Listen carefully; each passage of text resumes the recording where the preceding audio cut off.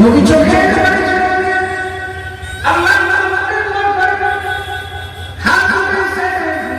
এমন সময় আল্লাহ তাআলা জিবরাইল আমিনকে পাঠিয়ে দিয়েছে, জিবরাইল যাও যাও আমার পয়গম্বরকে জানিয়ে দাও, আমার পয়গম্বর আপনি যদি আমার কাছে শুক্রবার আব্দুল্লাহ ইবনে উবাইর ব্যাপারে ক্ষমা প্রার্থনা করেন, আমি আল্লাহ আব্দুল্লাহ ইবনে উবাইরকে ক্ষমা করব না।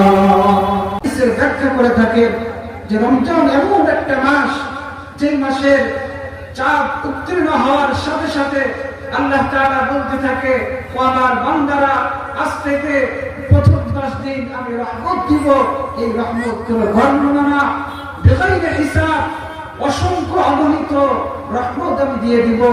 মধ্যের 10 দিন আমি মাগফিরাত দিব, এই মাগফিরাত কোনো গণনা করা যাবে না, আমি যত চাই তত দিয়ে দেব।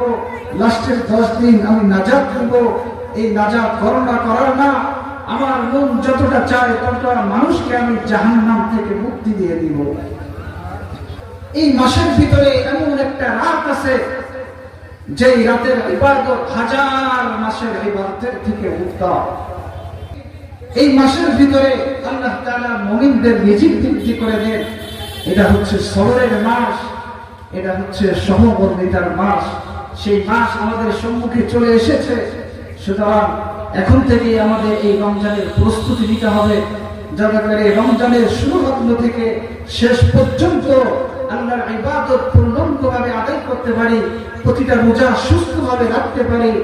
আল্লাহ তাআলা আমাকে আপনাকে সকলকে তৌফিক দান করুন। যে কথাগুলো বললাম সহিহ কথার উপরে আল্লাহ তাআলা আমাকে আপনাকে সকলকে আমল করার তৌফিক দান করুন। আসসালামু আলাইকুম ওয়া রাহমাতুল্লাহি ওয়া বারাকাতুহু।